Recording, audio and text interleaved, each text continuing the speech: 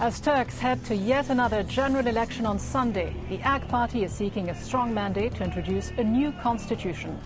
But why does Turkey need a new constitution? And can the governing party obtain the majority required to allow it to unilaterally write a new one? This is Inside Story.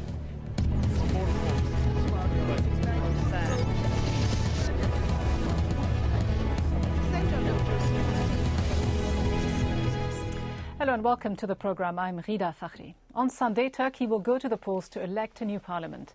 Prime Minister Erdogan's Justice and Development Party, or AK party, is expected to win and continue its rule for a third consecutive term, a first in Turkey's modern history.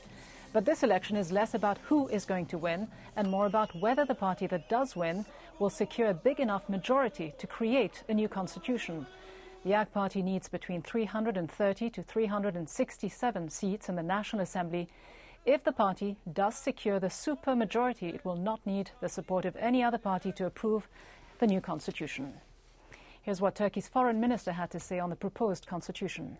We want to have a new constitution based on freedom, democratic values, human rights, and universal values, and referring to more individual rights rather than a protection of state or the political structure. So what is it that has made the AK party so popular? An important part of its legacy so far is the economy. Since 2002, Turkey's economy has more than tripled. Its exports have risen from $36 billion to $114 billion a year. Under AK party rule, Turkey has had a more stable foreign policy. The foreign minister, Ahmet Davutoglu's strategy of zero problems with neighbours has sought to establish improved diplomatic, economic and cultural ties with all neighbouring countries. And finally, under AK party's rule, Turkey's constitution was reformed. A referendum on constitutional reform was held in 2010, and the result was overwhelmingly in favour. The changes reshaped the judiciary and curbed military powers. It was seen as a step in the right direction towards complying with EU membership criteria. Joining us now on the show are from Istanbul, Andrew Finkel, a journalist who has reported extensively from Turkey for the past 2 decades. He was recently a columnist for today's Zaman newspaper. From London, Fadi Hakura, Turkey specialist and associate fellow at London's Chatham House. And from Amsterdam, Yusuf Kanli, columnist for Hurriyet Daily News. Welcome to you all on this edition of Inside Story. Andrew Finkel, it may be a foregone conclusion that the AK party will win this, but can it get that big majority that it is indeed looking for? Well, of course, we'll have to wait till Sunday to find out. There are various strategies it has for trying to get that supermajority, as you so rightly described it. There are at the moment 3 parties in Parliament. If one of those parties fails to get over the 10%, what they call threshold, then it gets no seats at all. And of course, the government party gets a correspondingly greater number of seats in Parliament. Now, this third party is a sort of ultra-nationalist right-wing party, and the Prime Minister is clearly after their votes because the campaign he's been leading has been really addressed to that right-wing sentiment. So that's clearly one strategy which he is using to try and get this supermajority. Fadi Hakura, could the supermajority be a result of what a lot of people would see as AK party's invincibility, the fact that the economy is doing so well? There's no doubt that the economic performance in Turkey has really bolstered the support of the AK party in the country. At the present time, growth rates is around 6-7% this year. The consumption demand is increasing quite rapidly in Turkey. There's a very strong feel-good factor among many Turks in the country. So that has really pushed up the AK party's popularity in the country. Yusuf Kanli, what is the essence, do you feel, of the new Turkey that Tayyip Erdogan wants to make sure is created in Turkey if he gets a majority of the votes and if indeed the constitution is reformed?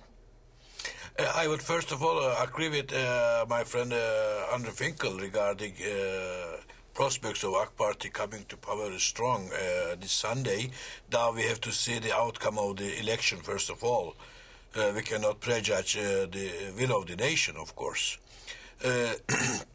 It is a fact that the economy is going strong. It is a fact that we have a new Turkey emerging over the past 9 years with very big reforms in it, particularly in the first 2 years of the AK Party governance until 2008, 2005. But since then, we see a change. This change is while we are ending the influence of military or the tutelage of the military in governance, AK Party is replacing it with its own tutelage that is mortgaging economy, the democracy of the country with very heavy influence of political Islam or Erdogan's will. We are heading towards absolute power of a man. Do you agree, Andrew Finkel? Is this all about fear-mongering, about suggesting that the AK Party is leading the country down the path of an Islamic state? Or is it simply untrue? Is it a fact that the country has witnessed sound economic revival under the leadership of the AK Party, and in fact that the fact that the AK Party has taken on the military is a good thing for democracy and civilian rule? Well, I think it's a bit Kuradeggish. It's a bit both sides have their points. I mean, yes, it's a good thing that the government is committed to reforming the constitution. This constitution, as you know, was bequeathed to Turkey under a period of martial law. It's a constitution which concentrates a great deal of arbitrary power in the hands of the bureaucracy, and it gives power to the military, gives power to the judiciary. And one of AK Party's, certainly on its agenda, has been to dismantle those nodes of power. But of course, it's also true, as you make your opponents weaker, you become stronger yourselves. And I think one of the things that people are concerned about in Turkey is that the parliamentary opposition has been so weak in Turkey these last 8 years of AK Party rule. The principal opposition party hasn't really done the job of opposing the policy decisions of the government. And I think one of the important things about this election is that we're seeing a stronger opposition party. We don't know exactly how well they'll do. The new opposition leader, Kemal Kılıçdaroğlu, is clearly not as charismatic and as popular and as user-friendly as the prime minister. Mr. Erdogan is one of the most charismatic politicians, not just in Turkey, but anywhere, I suspect.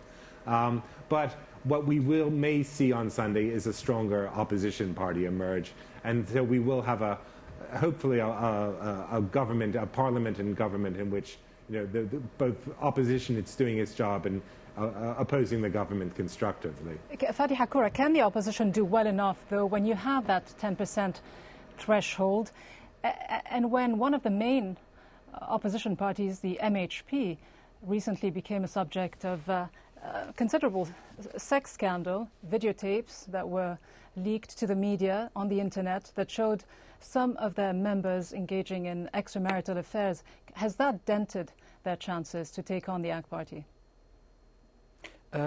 If we look at the consensus of credible opinion polls at the moment in Turkey, they do seem to indicate that the MHP nationalists will be able to cross the 10% threshold and have some kind of representation in parliament. There's also no doubt that the center-left, secular-oriented Republican People's Party, or CHP, will also cross that threshold, and that also the AK Party will definitely do extremely well and have a single-party government. And the Kurdish nationalists will also be able, running as independents, will also have a greater representation in the Turkish parliament. Whether Prime Minister Erdogan will have a 330-seat supermajority or not will really come down to 1 or 2% of the vote, which way that 1 or 2% will shift, whether it will shift towards the opposition or whether it will shift towards the AK Party. And that's why it's so hard to call the election. Is this winner-takes-all approach, though, Yusuf Kenli, too dismissive of minority aspirations, of the rights of minorities such as the Kurds? Of course, the outcome will be very important. We expect the BDP, which unfortunately couldn't run in the election as a party because of the 10% threshold, but with independent candidates. We expect the BDP to produce 30 to 35 parliamentarians as opposed to 23 it produced in the 2007 elections. Besides, as our friend has said, it will be a matter of 1-2% in the election. Which way it goes will shape whether the AK Party will be around around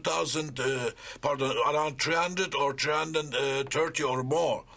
If, of course, this election produces an AK Party around 300, that would mean we will have an era of consensus seeking, a reconciliation period, and perhaps erosion of the current fear empire in the country, atmosphere in the country.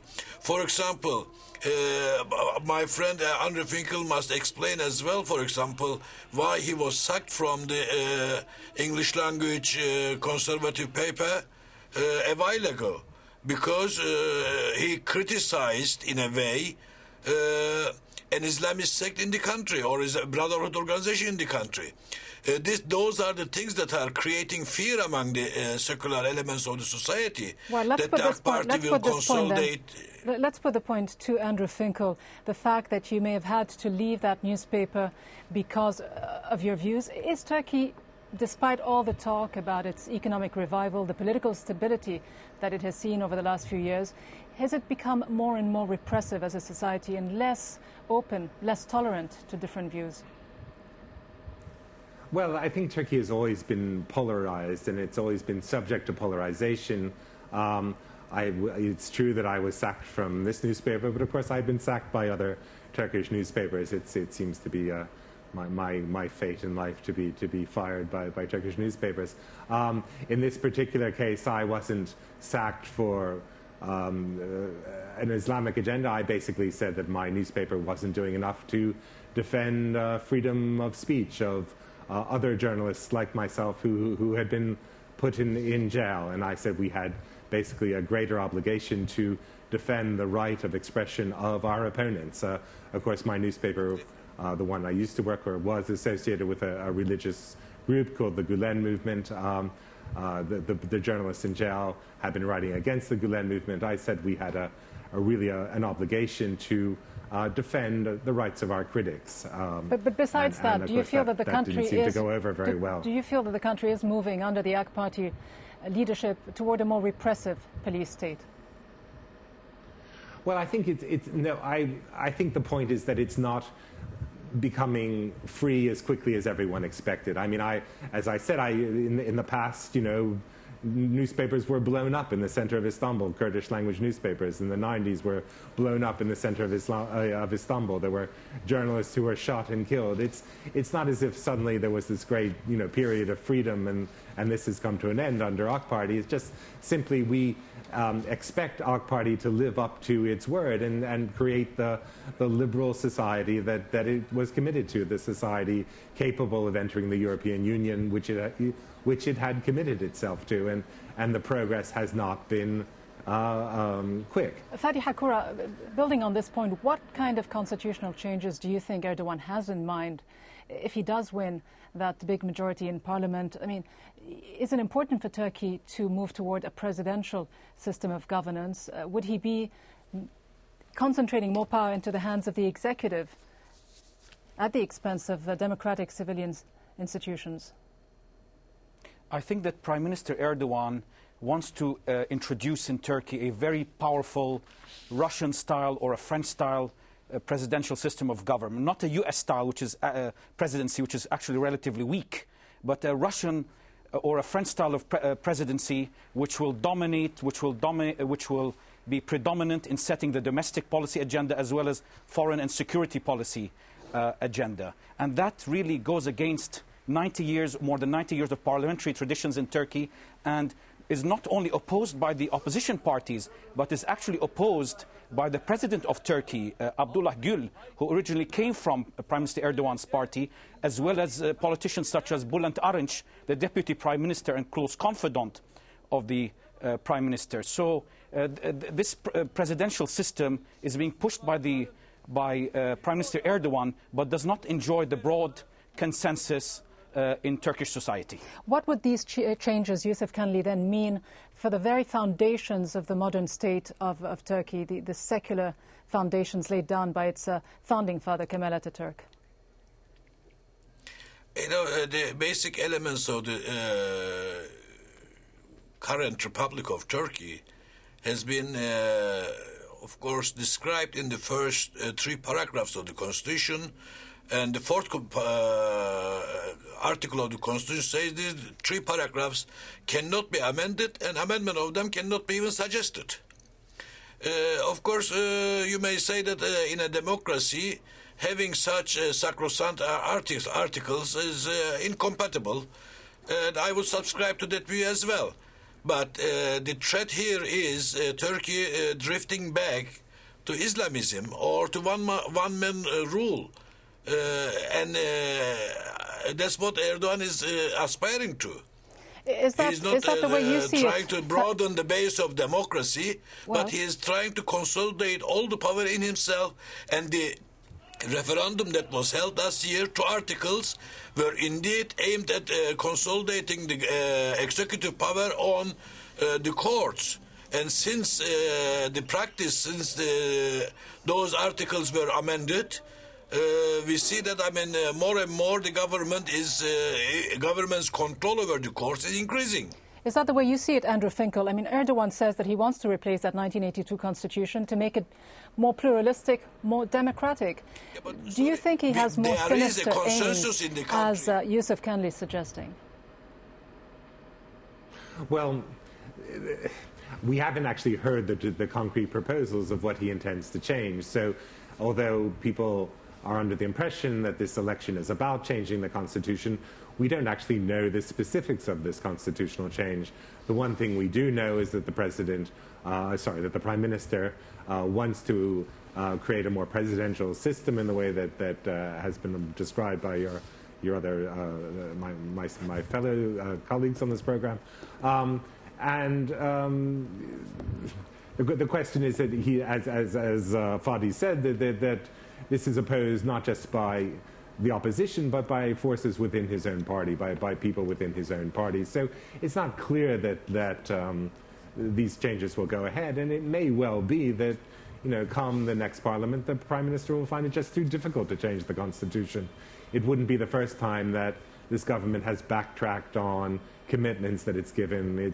It was very keen to solve what it called the Kurdish problem, to have an opening towards Turkey's Kurds. It was going to resolve the question on the Armenian border. These were very serious and difficult problems in which the government just felt it just couldn't solve, and it retreated. So it may, depending on the size of the majority on Sunday, it may well find that it's just too difficult to change the Constitution. There's a growing body of opinion that's actually rather skeptical that the Constitution will be changed in the radical way that has been suggested. Fadi Hakura, just picking up on the point of religion and the place of Islam in Turkey today, if a majority of the Turkish voters, including important segments of the middle class, felt that Erdogan was indeed trying to deepen the role of religion in politics, would the AK Party be so successful? I think that one of the strengths of Prime Minister Erdogan is that he is a socially conservative politician, and the majority of the Turkish population does subscribe to this social conservatism. So he has been able to extend his outreach and popularity to at least, let's say, 60% of the Turkish population who do subscribe and can identify with his socially conservative values. We talk about religion, Yusuf Kanli. Let's talk a little bit about the role of the military, the ever-powerful military in Turkey. Is it in the country's long-term interest to move away from the military structure of the country to a more bureaucratic, civilian-led structure of governance? That is the farce, indeed. That's the paradox we have been living through. By and large, almost the entire Turkish society wants an end to the military's tutelage over Turkish democracy. By and large, the entire Turkish society wants the military has a lesser and more lesser role in the decision-making of the country. But the problem here is, while ending the military tutelage, AK Party is enhancing its own role, its own control, and in a way establishing its own tutelage on democracy. That's what we have been talking against. Otherwise, I mean, by and large, the Turkish society wants a new constitution. Indeed, the main opposition party has disclosed its principles of constitutional amendment, its own ideas regarding what the new constitution should include. The nationalist opposition is not so talkative on this issue because they were battling with the sex tape scandals, which were aimed at, obviously, to pull them below the 10% threshold and make it easier for AK Party to get a supermajority in parliament. But regarding AK Party has been very silent on this issue, apart from some talk by senior AK Party officials, which were talking on individual basis. AK Party has been very, very skeptical on this issue, which is increasing, of course, the fears that the AK Party has some designs which they cannot dare to talk so publicly during the election campaign. Andrew Finkel, what about the increasingly assertive regional policy that the AK Party has pursued? Erdogan often prides himself as having restored Turkey's image abroad, its vision of self-respect. How is his approach to foreign policy, to his relationship with the US, with Israel, with neighboring countries, playing into the dynamics and contributing to the popularity of his party? Well, it's very clear that, I wouldn't say for the first time, but it's certainly the case that foreign policy concerns have become very much a domestic issue. If you look at the government's campaign literature, it's very expensive, glossy brochures. You'll see pictures of the Prime Minister lecturing the Israeli President Shimon Peres at Davos a few years ago, in which he chided the Israeli President for the attack on Gaza and told him, you know how to kill.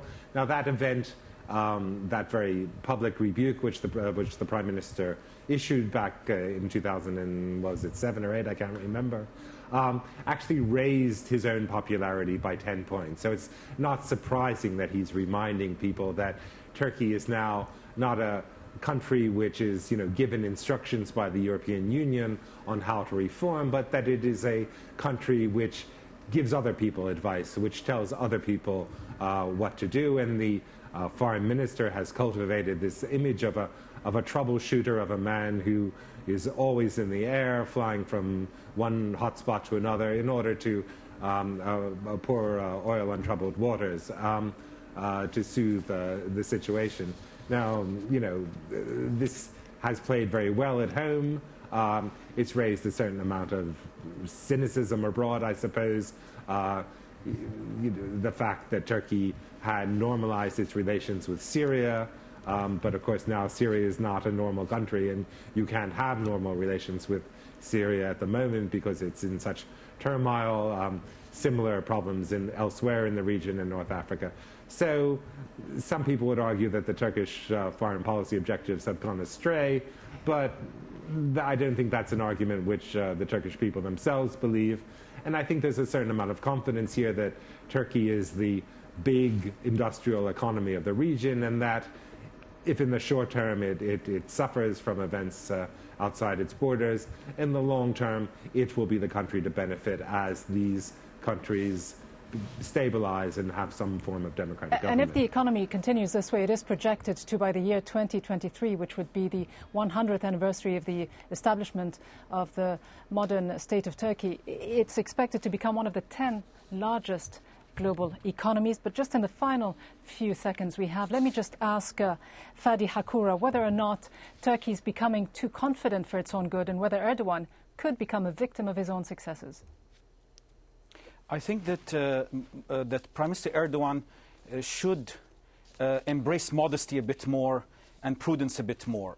It would be wise to do so, especially the old Erdogan, when he first emerged as prime minister in 2003.